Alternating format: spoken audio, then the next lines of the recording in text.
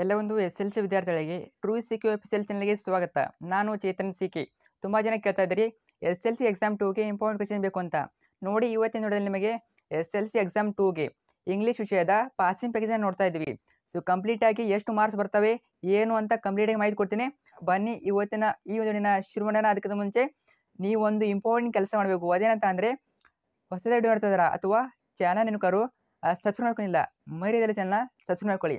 ಯಾಕೆ ಸಬ್ಸ್ಕ್ರೈಬ್ ಮಾಡ್ಬೇಕಂದ್ರೆ ನಿಮಗೆ ಇದೇ ರೀತಿ ಎಕ್ಸಾಮ್ 2ಗೆ ಪ್ರತಿಯೊಂದು subject passing package, scoring package, fix questions, so ಈ ರೀತಿ ತುಂಬ ಕ್ವಶನ್ನ ಕೊಡ್ತಾ ಇರ್ತೀನಿ. ಅವೇ ರೀಸನ್ ಬರ್ತವೆ. ಸೊ ಮರಿಯದೆ ಚಾನಲ್ನ ಸಬ್ಸ್ಕ್ರೈಬ್ ಮಾಡ್ಕೊಳ್ಳಿ. ನೀವು ಮಿಸ್ ಮಾಡಿದ್ರೆ ಎಲ್ಲ ವಿಡಿಯೋಗಳು ಮಿಸ್ ಆಗ್ತವೆ. ಮತ್ತೊಮ್ಮೆ ಹೇಳ್ತಾ ಇದ್ದೀನಿ, ಒಂದೇ ಒಂದು ಕ್ಲಿಕ್ಕು ಮಾಡ್ಕೊಳ್ಳಿ, ಸಬ್ಸ್ಕ್ರೈಬು ವೇಟ್ ಮಾಡ್ತಾನೆ ಮಾಡ್ಕೊಳ್ಳಿ. ಮಾಡಿದ್ರೆ ಅದೇ ವಿಡಿಯೋನ ಲೈಕ್ ಮಾಡಿ, ಮತ್ತು ನಿಮ್ಮೆಲ್ಲ ಫ್ರೆಂಡ್ಸ್ ಶೇರ್ ಮಾಡಲೇಬೇಕು. ಕಡ್ಡಾಯವಾಗಿ ಶೇರ್ ಮಾಡಿ, ಅರ್ಥ ಆಯ್ತಾ? ಬನ್ನಿ ಎಲ್ಲಿ ಮಾಡಬೇಡ, ಇವತ್ತಿನ ಈ ವಿಡಿಯೋನ ಶುರು ಮಾಡೋಣ. ಇದು ಬಂದ್ಬಿಟ್ಟು 40 ಮಾರ್ಕ್ಸ್ನ ಪಾಸಿಂಗ್ ಪ್ಯಾಕೇಜು. ಮುಂದೆ ಹೇಳ್ತೀನಿ ನಿಮಗೆ ಯಾವೆಲ್ಲ ಇಂಪಾರ್ಟೆಂಟು, ಯಾವೆಲ್ಲ ಫಿಕ್ಸ್ ಕ್ವೆಶನ್ಸು ಪ್ರತಿಯೊಂದನ್ನು ಮಾಹಿತಿ ಕೊಡ್ತೀನಿ. ಜಸ್ಟ್ ವಿಡಿಯೋನ ಕೊನೆವರೆಗೆ ನೋಡಿ, ಅರ್ಥ ಆಯ್ತಾ? ಬನ್ನಿ ನೋಡ್ತಾ ಹೋಗೋಣ. ಮೊದಲಾಗಿ ಪೊಯಮ್ಮು ಕ್ವಾಲಿಟಿ ಆಫ್ ಮರ್ಸಿ ಅಥವಾ ದ ಬ್ಲೈಂಡ್ ಬಾಯ್, ಯಾರಲ್ಲಿ ಒಂದು ಪೊಯಮನ್ನು ಕರೆಕ್ಟಾಗಿ ನೋಡ್ಕೊಂಡು ಹೋಗಿ. ಯಾಕಂದರೆ ಅವರು ಎರಡನ್ನು ಕೂಡ ಕೊಟ್ಟಿರ್ತಾರೆ, ಅರ್ಥ ಆಯ್ತಾ? ಎರಡನ್ನು ಕೂಡ ಕೊಟ್ಟಿರ್ತಾರೆ, ಚಾಯ್ಸ್ ಕೊಟ್ಟಿರ್ತಾರೆ.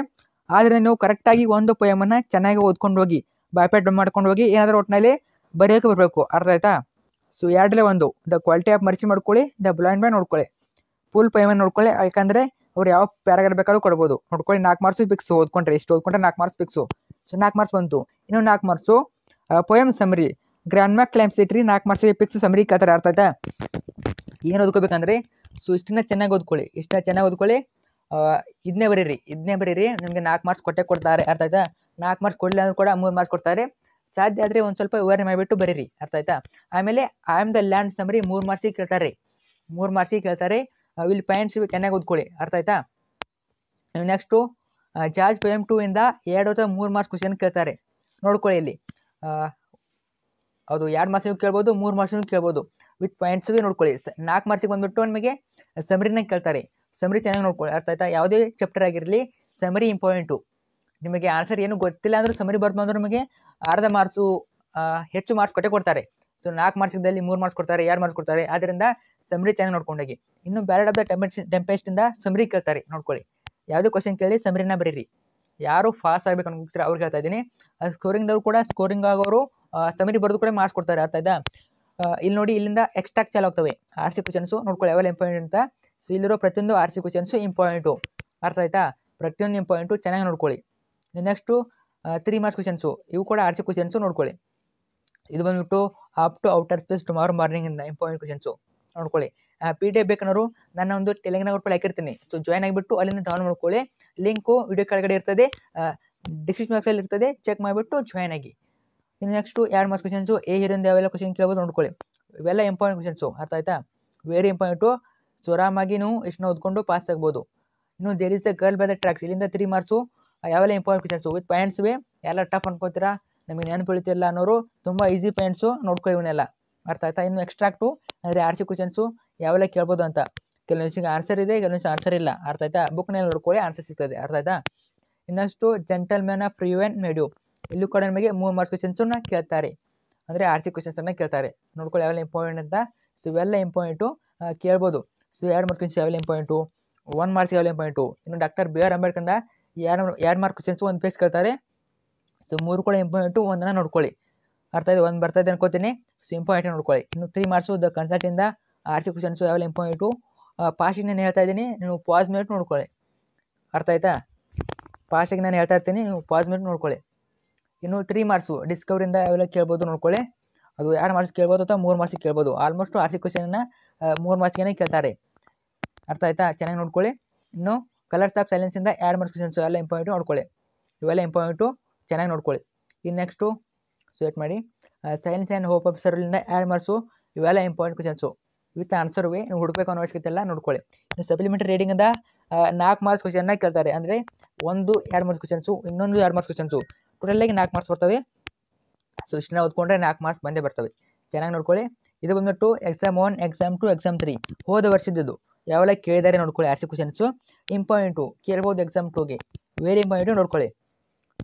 ಒಂದು 4 ನೋಡ್ಕೊಳ್ಳಿ. ನೆಕ್ಸ್ಟು 5 ಮಾರ್ಕ್ಸ್ ಕ್ವಶನ್ಸ್ ನಿಮಗೆ ಲೆಟರ್ ರೈಟಿಂಗು ಫಿಕ್ಸ್ ಕೇಳ್ತಾರೆ, ಅರ್ಥ ಆಯ್ತಾ? ಯಾರು ಕೂಡ ಬಿಟ್ಟು ಬರೋಕೆ ಹೋಗಿ ಲೆಟರ್ ರೈಟಿಂಗು ಪಿಕ್ಸು 5 ಮಾರ್ಕ್ಸ್ ಇರ್ತದೆ. ಒಂದು ಪರ್ಸ್ನಲ್ಲು, ಒಂದು ಅಫೀಸಿಯಲ್ ಇರ್ತದೆ. ನಿಮಗೆ ಯಾವ್ದು ಬರ್ತದೆ ಅದನ್ನು ಬರೀರಿ. ಅರ್ಥ ಆಯ್ತಾ? ಚೆನ್ನಾಗಿ ಒಂದನ್ನು ನೋಡ್ಕೊಂಡೋಗಿ, ಅದು ಪರ್ಸ್ನಲ್ ಆಗಿರ್ಬೋದು, ಅಫೀಸಿಯಲ್ ಆಗಿರ್ಬೋದು, ಅದು ವ್ಯವಹಾರಿಕ ಅಥವಾ ವೈಯಕ್ತಿಕ ಆಗಿರ್ಬೋದು, ನೋಡ್ಕೊಂಡೋಗಿ. ಸೊ ಫಾರ್ಮೆಟನ್ನು ಕರೆಕ್ಟ್ ಬರೀರಿ. ಫ್ರಾಮ್ ಆಗಿರ್ಬೋದು, ಟು ಅಡ್ರೆಸ್ ಆಗಿರ್ಬೋದು, ಡೇಟ್ ಹಿಡ್ಕೊಂಡು, ಡಿಯರ್ ಸಿಸ್ಟರ್ ಹಿಡ್ಕೊಂಡು, ಅಲ್ಲಿ ಡಿಯರ್ ಸಿಸ್ಟರ್ ಇರ್ಬೋದು, ಸೊ ಇಲ್ಲಿ ಡಿಯರ್ ಸರ್ ಇರ್ಬೋದು, ಏನಾದರೂ ಇರ್ತದೆ ನಿಮಗೆ. ನಿಮ್ಮ ಯಾವುದು ಆಫೀಸಲ್ಲಿ ಬರ್ತೀರಾ, ಪರ್ಸ್ನಲ್ ಬರ್ತೀರಾ, ಅದ್ರ ಮೇಲೆ ಡಿಪೆಂಡು. ಅರ್ಥ ಆಯ್ತಾ? ಸೊ ನೋಡ್ಕೊಳ್ಳಿ, ಆಫೀಸಿಯಲ್ಲು ಪರ್ಸ್ನಲ್ ಎಲ್ಲ ಕಡೆ ಕೊಟ್ಟಿರ್ತೇನೆ, ನೋಡ್ಕೊಳ್ಳಿ. ಆಲ್ಮೋಸ್ಟ್ ನಿಮಗೆ ಯಾವುದು ನಿಮ್ಮ ಸ್ಕೂಲಲ್ಲಿ ಕಳಿಸಿದ್ದಾರೆ ಅದನ್ನು ಬರೀರಿ. ಇದು ಬಂದ್ಬಿಟ್ಟು ಪ್ಯಾಸೇಜ್. ನಿಮಗೆ ಒಂದು ಪ್ಯಾಸೇಜನ್ನು ಕೊಟ್ಟಿರ್ತಾರೆ, ಕೆಳಗಡೆ 2 ಕ್ವಶನ್ ಇರ್ತವೆ, ಮೇಲೆ ನೋಡಿಬಿಟ್ಟು ಆನ್ಸರ್ ಬರೋದು. ನಿಮಗೆಲ್ಲ ಗೊತ್ತೇನೆ. ಇದು ಕೂಡ 4 ಮಾರ್ಕ್ಸಿಗೆ ಫಿಕ್ಸ್ ಇರ್ತದೆ. ಪಾಸ್ ಆಗೋರು ಆರಾಮಾಗಿ 4 ಮಾರ್ಕ್ಸು ಇಲ್ಲೇ ಬರ್ತದೆ, ಯಾಕಂದರೆ ಕ್ವಶನ್ ಪೇಪರಲ್ಲಿ ಆನ್ಸರ್ ಇರ್ತದೆ. ಸೊ ಆರಾಮಾಗಿ ನೀವು ಬರೆದ್ಬಿಟ್ಟು ಪಾಸ್ ಆಗ್ಬೋದು. ಅರ್ಥ ಆಯ್ತಾ? ಇವೆಲ್ಲ ಪಾಸಿಂಗ್ಗೆ ತುಂಬಾ ಹೆಲ್ಪ್ ಆಗ್ತವೆ. ಇನ್ನು ನೆಕ್ಸ್ಟು ಇದು ಕೂಡ ಪ್ಯಾಸೇಜೇ ನೋಡ್ಕೊಳ್ಳಿ. ಸೊ ಪ್ರಾಕ್ಟೀಸ್ ಮಾಡ್ಕೊಂಡು ಹೋಗಿ. ಇನ್ನು 3 ಮಾರ್ಕ್ಸ್ ನಿಮಗೆ ಪ್ರೊಫೈಲ್ ರೈಟಿಂಗ್ ಇರ್ತದೆ. ಸ್ವಲ್ಪ ಮಿಸ್ಟೇಕ್ ಆದರೂ ಮಾರ್ಕ್ಸ್ ಇಲ್ಲೂ ಕೂಡ ಕೊಡ್ತಾರೆ, 2 ಮಾರ್ಕ್ಸ್ ಕೊಡ್ತಾರೆ. ಮೇನಾಗಿ ನೀವು ಫೋಕಸ್ ಮಾಡಬೇಕು. ಅದು ಹೇರು, ಹೀಸು, ಅದರ ಜೊತೆಗೆ ಆರು, ಇವೆಲ್ಲ ಕರೆಕ್ಟಾಗಿ ನೀವು ಬರಿಬೇಕು. ಅರ್ಥ ಆಯ್ತಾ? ನೋಡ್ಕೊಳ್ಳಿ ಇಲ್ಲಿ ಯಾವ ರೀತಿ ಬರೆದಿದ್ದಾರೆ ಅಂತ. ಸೇಮ್ ಅದೇ ರೀತಿ ಆದರೆ ನೀವು ಕೂಡ ಬರಿಬೇಕು. ಅರ್ಥ ಆಯ್ತಾ? ಇನ್ನು ಪಿಕ್ಚರ್ ನೋಡಿಬಿಟ್ಟು ಬರೆಯೋದು. ಅರ್ಥ ಆಯ್ತಾ? ಅದು ಕೂಡ ಇಂಗ್ಲೀಷ್ನಲ್ಲಿ ಬರೀಬೇಕು. ಸ್ವಲ್ಪ ಮಿಸ್ಟೇಕ್ ಆದರೂ ಕೂಡ ನಮಗೆ ಮಾರ್ಕ್ಸ್ ಕೊಡ್ತಾರೆ. ಸೊ ಚೆನ್ನಾಗಿ ಬರೀರಿ. ಇನ್ನು ಸ್ಟೋರಿ ರೈಟಿಂಗ್, ಇದು ಕೂಡ 3 ಮಾರ್ಕ್ಸಿಗೆ ಕೇಳ್ತಾರೆ, ನೋಡ್ಕೊಳ್ಳಿ. ಸೊ ಸ್ವಲ್ಪ ಇದು ಕೂಡ ನಮಗೆ ಮಿಸ್ಟೇಕ್ ಆದರೂ ಮಾರ್ಕ್ಸ್ ಕೊಡ್ತಾರೆ. ಅರ್ಥ ಆಯ್ತಾ? ಆಲ್ಮೋಸ್ಟು ಯಾವ ಕ್ವಶನ್ ಬಿಟ್ಟು ಬರೋಕೆ ಹೋಗಬೇಡಿ.